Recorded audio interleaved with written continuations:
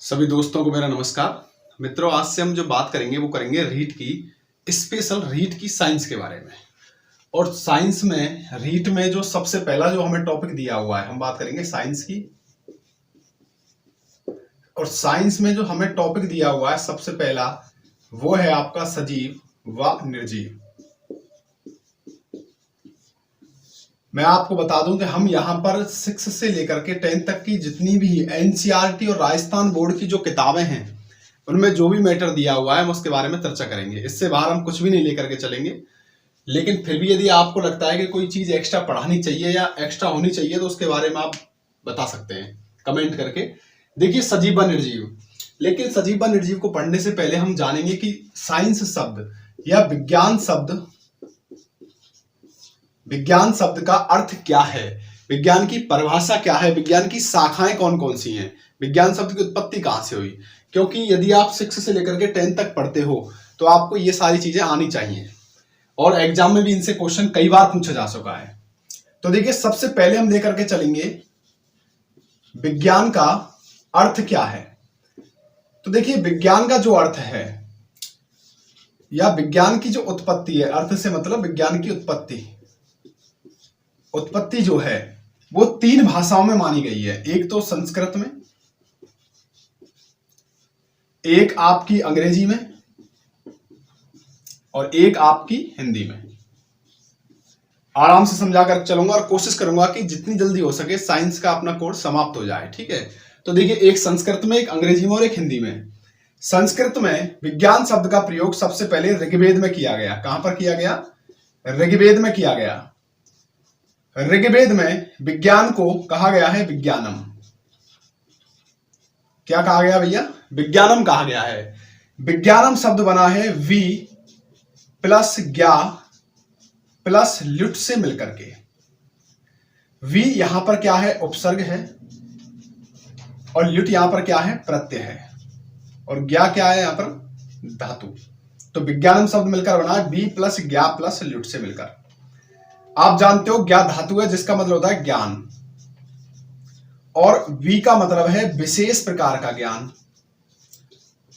तो दोस्तों, आप समझ गए होंगे कि संस्कृत में ऋग्वेद में सबसे पहले विज्ञानम शब्द का प्रयोग किया गया था। विज्ञानम शब्द वी प्लस ज्ञा प्लस ल्युट से मिलकर के बना हुआ है, जिसका अर्थ होता है विशेष ज्ञान।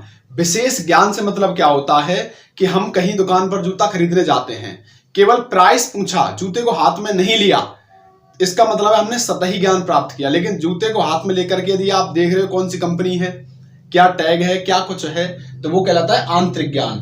तो जब किसी भी पदार्थ वस्तु के बारे में हम यदि आंतरिक और बाह्य दोनों प्रकार का ज्ञान प्राप्त करते हैं तो वह कहलाता है विशेष ज्ञान। तो विज्ञानम का अर्थ क्या हो गया? विशेष ज्ञान। ये बात हो गई संस्कृत की। यदि हम बात करें अंग्रेजी में, हिंदी में, देखिए, हिंदी में विज्ञान को विज्ञान ही कहते हैं, जिसका इंग्लिश अर्थ क्या होता है? साइंस। साइंस शब्द लैटिन में 2 शब्दों से मिलकर बना है, अलग अलग। एक तो स्कायर SCIRE, एक साइंसिया SCIENTIA। ठीक है, स्कायर एक क्रिया है, वर्ब, और साइंसिया एक संज्ञा होती है। क्रिया किसे कहते हैं आप जानते हो? जानना, खाना, पीना, सोना, उठना, बैठना, ये सब क्रिया होती है। संज्ञा किसी व्यक्ति, वस्तु, स्थान के नाम को क्या कहा जाता है? संज्ञा कहा जाता है। तो स्कायर का जो अर्थ होता है वो होता है टू नो, यानी कि किसी के बारे में जानना। और साइंसिया का जो अर्थ होता है वो होता है नॉलेज। और नॉलेज का अर्थ क्या होता है भैया? ज्ञान। तो आप समझ गए होंगे कि किसी के बारे में जानना क्या कहलाता है? विज्ञान कहलाता है। किसी के बारे में ज्ञान प्राप्त करना भी क्या कहलाता है? विज्ञान कहलाता है। तो यदि आपसे पूछे कि किस लैटिन क्रिया से बना है, तब तो यह आंसर होगा। यदि पूछे किस लैटिन संज्ञा से मिलकर बना है, तब यह आंसर होगा। बात समझ में आ गई? संस्कृत में ऋग्वेद में सबसे पहले प्रयोग किया गया था। क्या नाम दिया गया? विज्ञानम। किससे मिलकर बना? बी प्लस ज्ञा प्लस ल्युट से मिलकर बना है। क्या अर्थ होता है इसका? विशेष ज्ञान। विशेष ज्ञान का अर्थ क्या होता है भैया? आंतरिक व बाह्य ज्ञान। अंग्रेजी की बात करें, हिंदी की बात करें तो हिंदी में विज्ञान कहते हैं। विज्ञान शब्द को इंग्लिश में क्या कहते हैं? साइंस कहते हैं। साइंस शब्द किन से मिलकर बना हुआ है? दो लैटिन वर्ड है, स्कायर और साइंसिया। स्कायर का मतलब क्या होता है? To know. क्या है? कि क्रिया है। तो स्कायर का मतलब क्या होता है? टू नो यानी जानना। और साइंसिया एक संज्ञा होती है, इसका मतलब क्या होता है? नॉलेज अर्थात ज्ञान। ठीक है, तो ये हो गया इसका उत्पत्ति के बारे में। उम्मीद है आप समझ गए होंगे। हम 6 से लेकर के 10th तक की जो बुक्स हैं उनमें जो मैटर दिया गया है उसी में से लेकर के चलेंगे अपने नोट्स। इसलिए आपको इन चीजों के बारे में जानना बेहद जरूरी है, क्योंकि ये सब आपकी इन्हीं बुक्स में दिया हुआ है। और इनसे संबंधित जो एक्सरसाइज हैं वो भी हम करेंगे, लेकिन टॉपिक समाप्त होने के बाद। अब हम बात करते हैं भैया विज्ञान का। जो विज्ञान है आपकी, उसकी डेफिनेशन क्या होती है? तो देखिए विज्ञान की जो अर्थ होता है भैया वो क्या होता है? विज्ञान का मतलब ज्ञान। और ज्ञान हमें किससे प्राप्त होता है? प्रयोगों से। प्रयोगों से हमें क्या प्राप्त होते हैं? निष्कर्ष। आपने सुने होंगे जब हम लैब में प्रयोग करते हैं तो वहां पर हमें क्या प्राप्त होते हैं? निष्कर्ष प्राप्त होते हैं, कुछ तथ्य प्राप्त होते हैं। तो इसका मतलब क्या कह सकते हैं? उनको प्रयोगात्मक तथ्य, रिजल्ट, निष्कर्ष। और ये जो प्रयोगात्मक तथ्य हैं ये किनसे मिले थे? अन्वेषणों से, खोजों से। जब खोज की गई तो उनसे क्या हुए? प्रयोगात्मक तथ्य प्राप्त हुए। उन प्रयोगात्मक तथ्यों से हमें क्या प्राप्त हुआ? ज्ञान प्राप्त हुआ। और उसी ज्ञान को हम क्या कहते हैं? विज्ञान कहते हैं। तो आप क्या कह सकते हो कि ऐसा ज्ञान जो प्रयोगात्मक तथ्यों पर आधारित अन्वेषणों से प्राप्त होता है, ऐसा ज्ञान जो प्रयोगात्मक तथ्यों पर आधारित अन्वेषणों से प्राप्त होता है, उसे क्या कहा जाता है? विज्ञान कहा जाता है। ये इसकी क्या है भैया? परिभाषा है। एक बार वापस से, ऐसा ज्ञान जो प्रयोगात्मक तथ्यों पर आधारित अन्वेषणों से प्राप्त होता है उसे क्या कहते हैं? विज्ञान कहते हैं। ठीक है, अब हम बात करते हैं विज्ञान की शाखाएं कौन कौन सी हैं। क्रम से चलेंगे, सीक्वेंस से चलेंगे, पूरा सिलेबस कंप्लीट कराऊंगा, ये गारंटी है। बस आप जुड़े रहिए चैनल के साथ में, और सहयोग करने के लिए आप इस चैनल को सब्सक्राइब कीजिए और जितना हो सकता है अपने दोस्तों में, मित्रों में इसको शेयर कीजिए, जिससे हमें लगे कि हमारी वीडियो जो है कई छात्रों तक पहुंच रही है। अब देखिए साइंस शब्द, तीसरी हम बात करते हैं इसकी शाखाओं के बारे में। ठीक है भैया, तो साइंस शब्द में हम देखते हैं नेचुरल साइंस। नेचुरल साइंस का मतलब होता है प्राकृतिक विज्ञान।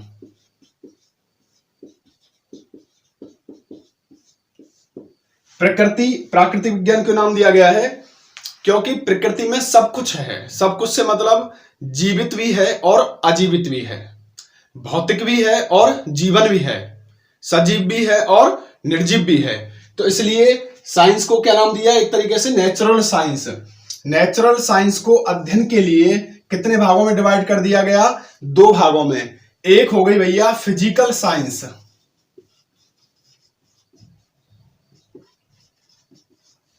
और एक हो गई आपकी लाइफ साइंस, जिसको आप क्या कहते हो? बायोलॉजी। फिजिकल साइंस भौतिक, इसमें क्या क्या आता है? जिसमें जीवन संभव नहीं है उसका अध्ययन किसके अंतर्गत किया जाता है? फिजिकल साइंस के अंतर्गत किया जाता है, जिसमें क्या आती है? फिजिक्स, आपकी केमिस्ट्री, मैथमेटिक्स, और भी भूगर्भ की, यानी जो कुछ भी जिसमें जीवन संभव ना हो। जैसे मैथमेटिक्स पढ़ रहे हो आप 2+2, तो ये कोई जीवन सजीव चीज नहीं होती है।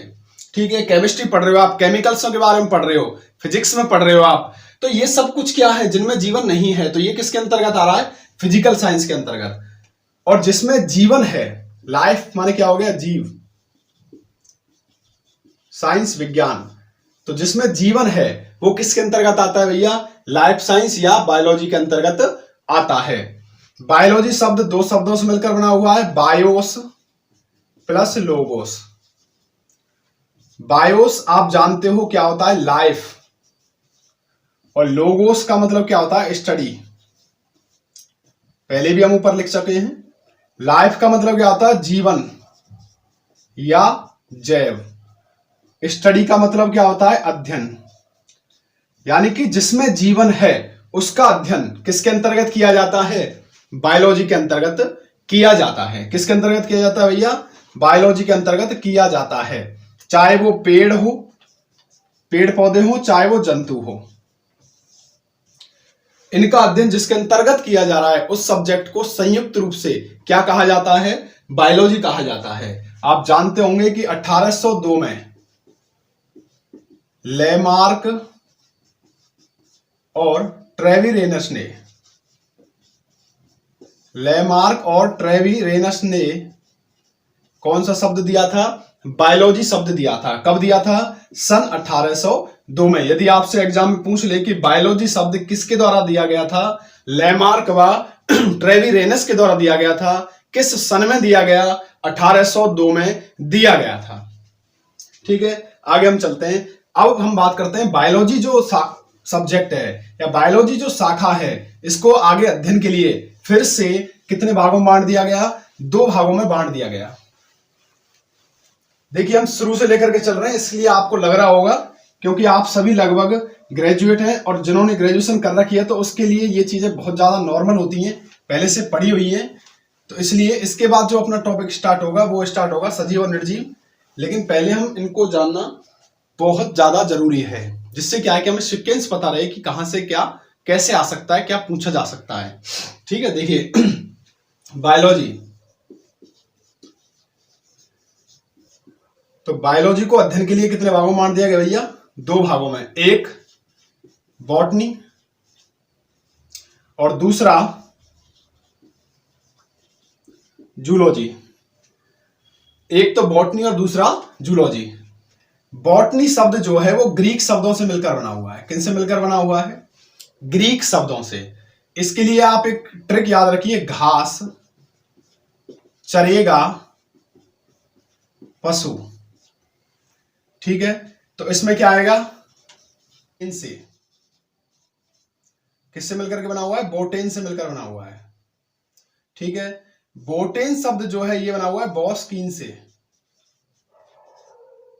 और ये जो शब्द है ये किससे मिलकर बना हुआ है? बॉस से। ठीक है, तो बॉटनी जो शब्द है ये ग्रीक शब्द बोटेन से बना है, ये बोटेन शब्द बॉस्केन ग्रीक शब्द से बना है, और ये बॉस्केन शब्द बॉस ग्रीक शब्द से बना है। बोटेन का मतलब क्या होता है? घास। बॉस्केन का मतलब क्या होता है? चरना। और बॉस का मतलब क्या होता है? पशु। ठीक है दोस्तों, घास आप जानते हो हर्ब, चरना टू ग्रेज, चरना, पशु कैटल। ठीक है, तो बॉटनी का जो डिवाइडेशन है वो इस तरीके से याद रखना है आपको। बॉटनी शब्द ग्रीक वर्ड बोटेन से बना हुआ है, बोटेन शब्द ग्रीक वर्ड बॉस्केन से मिलकर बना हुआ है, बॉस्केन शब्द ग्रीक शब्द बॉस से मिलकर बना हुआ है। बोटेन का मतलब क्या होता है? घास। घास का मतलब क्या होता है? हर्ब। बॉस्केन शब्द क्या है? चरना अर्थात टू ग्रेज। बॉस शब्द क्या है? पशु अर्थात कैटल। तो आपको याद रखना है घास चरेगा पशु। अब हम बात करते हैं जूलॉजी की। तो जूलॉजी जो शब्द है ये 2 वर्णों से मिलकर बना हुआ है, जून प्लस लोगोस। आप जानते हो जून मान क्या होता है? एनिमल्स, और लोगोस मान क्या होता है? स्टडी अर्थात जंतुओं या प्राणियों का अध्ययन किसमें किया जाता है भैया? जूलॉजी में किया जाता है। और पादपों का अध्ययन किसके अंतर्गत किया जाता है? बॉटनी के अंतर्गत किया जाता है। आपको पता होगा फादर ऑफ बायोलॉजी कौन है? अरस्तु। फादर ऑफ बॉटनी कौन है? थियोफ्रेस्टस। और फादर ऑफ जूलॉजी कौन है? फिर से अरस्तु। ये आपको याद रखने हैं। केमिस्ट्री फिजिक्स के बारे में चर्चा करेंगे, लेकिन हम जब केमिस्ट्री फिजिक्स पढ़ेंगे तब उनके बारे में पढ़ेंगे। जैसे फादर ऑफ फिजिक्स कौन है? न्यूटन। फादर ऑफ केमिस्ट्री कौन है? लेवासिए। तो ये सब आपको याद रखने हैं। ठीक है, तो बायोलॉजी का डिवाइडेशन हमने कर दिया, बॉटनी और जूलॉजी। बॉटनी का अर्थ क्या होता है? बोटेन। बोटेन बॉस्केन से बना है, बॉस्केन बॉस से बना है। बॉटनी ग्रीक वर्ड बोटेन का मतलब क्या होता है? घास। बॉस्केन का मतलब क्या होता है? चरना। बॉस का मतलब क्या होता है? पशु। बोटेन घास अर्थात हर्ब, बॉस्केन चरना टू ग्रेज, बॉस पशु यानी कि कैटल। जूलॉजी शब्द 2 शब्दों से मिलकर बना हुआ है, जून प्लस एनिमल्स, जून का मतलब क्या, जून प्लस सॉरी लोगोस, जून का मतलब क्या होता है एनिमल्स, लोगोस का मतलब क्या होता है स्टडी, अर्थात एनिमल्स की स्टडी, यानी कि प्राणियों या जंतुओं का अध्ययन जिसके अंतर्गत किया जाता है वो क्या कहलाता है भैया, जूलॉजी कहलाता है। ठीक है, अब हम बात करते हैं आगे।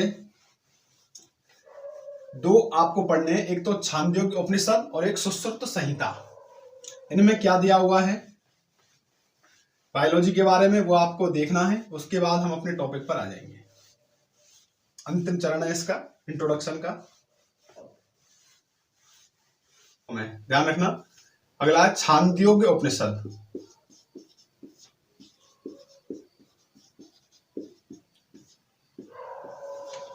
में 3 भागों में लगे, कौन कौन से, जीवज, अंडज और उद्भिज। 3 भागों में बांट दिया गया, कौन कौन से, जीवज, अंडज और उद्भिज। कई जगह जीवद भी लिखा होता है, जीवद, अंडज और उद्भिज। जीवज क्या होते हैं, जो स्तनधारी होते हैं, अर्थात ये बच्चे पैदा करते हैं, स्तनधारी। अंडज जो अंडे देने वाले होते हैं, और उद्भिज यानी कि सूक्ष्म जीव इसके अंतर्गत आते हैं। तो ध्यान रखना, छांदोग्य उपनिषद में 3 हैं, जीवज, अंडज, उद्भिज। जीवज कौन से होते हैं भैया, जो स्तनधारी होते हैं। अंडज कौन से होते हैं, जो अंडे देने वाले होते हैं। उद्भिज कौन से होते हैं, जो सूक्ष्म जीव होते हैं। ठीक है, ये किसमें चर्चा की गई है, छांदोग्य उपनिषद में। यदि हम बात करें सुश्रुत संहिता की, तो सुश्रुत संहिता में प्राणियों को और पेड़ पौधों को सभी को 4 भागों में बांटा गया है। 4 भागों में पेड़ पौधों को और 4 भागों में प्राणियों को। उसके बारे में देख लेते हैं एक बार। ये केवल मैं बार बार बोल रहा हूं, इंट्रोडक्शन क्लास है। इसके बाद अपने एक टॉपिक पर आएंगे। सुश्रुत संहिता की बात करें तो सुश्रुत संहिता में, सुश्रुत संहिता में देखो पादपों को और प्राणियों को 4 भागों में बांटा गया है। कौन कौन से, पादपों की बात करें तो इसमें वनस्पति, वृक्ष, विरूधा और औषधि पादप। एक तो है दोस्तों कौन सा, वनस्पति, वृक्ष, विरूधा और औषधीय पादप। ठीक है, वनस्पति किनको कहा गया, जो पुष्प रहित पादप हैं। वृक्ष किनको कहा गया, जो पुष्पीय पादप हैं। विरूधा किनको कहा गया, जो कटीली झाड़ियां हैं। और औषधीय पादप जिनसे हमें क्या प्राप्त होती है, औषधि प्राप्त होती है। तो पादपों को 4 भागों में बांटा गया, वनस्पति, वृक्ष, विरूधा और औषधीय पादप। वनस्पति पुष्प रहित पादप, वृक्ष पुष्पीय पादप, विरूधा कटीली झाड़ियां और औषधीय पादप। प्राणियों की यदि हम बात करें तो इनको भी कितने भागों में बांटा गया, 4 भागों में। एक जंगला, गुहासिया, जंगला जो जंगली होते हैं, जंगली हिरण वगैरह। गुहासिया जो घुर्राते हैं, बाघ या शेर होते हैं। ठीक है, एक किलकारा, किलकारा जिनसे हमारे घर में किलकारी आती है, जैसे कि गाय भैंस जिसका दूध पीते हैं बच्चे तो किलकारी गूंजती है, तो आप याद रख सकते हो गाय भैंस। और एक मत्स्य। ठीक है मित्रों, तो ये बात हो गई सुश्रुत संहिता की। सुश्रुत संहिता में प्राणियों को और पौधों को कितने भागों में बांटा गया है, 4-4 भागों में बांटा गया है। पौधों की यदि बात करें हम तो याद रखना 3VA, वी वी वी और ए। वी वनस्पति, वृक्ष, विरूधा और औषधीय पादप। वनस्पति पुष्प रहित पादप, वृक्ष पुष्पीय पादप, विरूधा कटीली झाड़ियां और औषधीय पादप। वनस्पति जिनमें पुष्प रहित पादप है, वृक्ष जिसमें पुष्पीय पादप है, विरूधा जिसमें कटीली झाड़ियां या छोटी झाड़ियों को शामिल किया गया है, औषधीय पादप जिसमें किसको रखा गया है, औषधियों को रखा गया है। बात करें प्राणियों की तो जंगला जो जंगल में घूमते हैं, जंगली हिरण है, जंगली भैंसे हैं, जो भी हैं। गुहासिया जो घुरनाने वाले हैं, जैसे बाघ है, शेर है, ये सभी किस में आते हैं, गुहासिया में। किलकारा जिनसे किलकारी गूंजती है, जैसे कि गाय है, भैंस है, मत्स्य आप समझते हैं मछलियां, ठीक है। तो ये बात हो गई किसकी भैया, सुश्रुत संहिता में दिया हुआ है। तो ये आपको दोनों याद रखने, छांदोग्य उपनिषद और सुश्रुत संहिता। अब हम बात करते हैं त्रिचिकित्सकों के बारे में, और ये हमारा इंट्रोडक्शन का अंतिम टॉपिक है।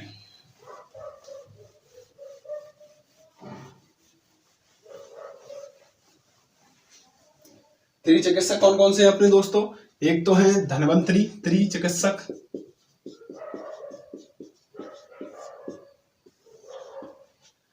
एक तो है अपने धन्वंतरी, एक है चरक और एक है सुश्रुत, ठीक है। धन्वंतरी जिनको आयुर्वेद का जनक कहा जाता है, क्या कहा जाता है इनको, आयुर्वेद का जनक। चरक इनको भारतीय चिकित्सा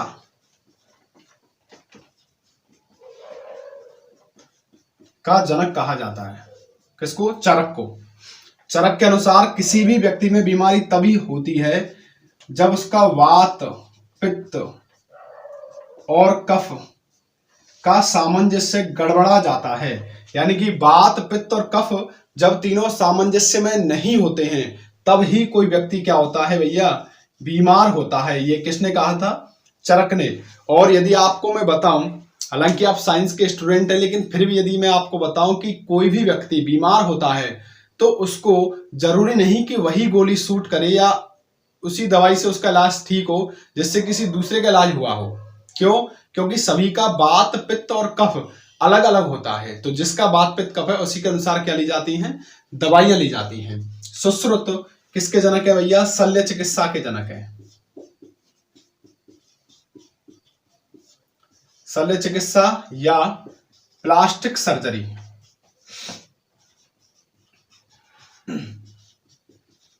के जनक कौन है, सुश्रुत है।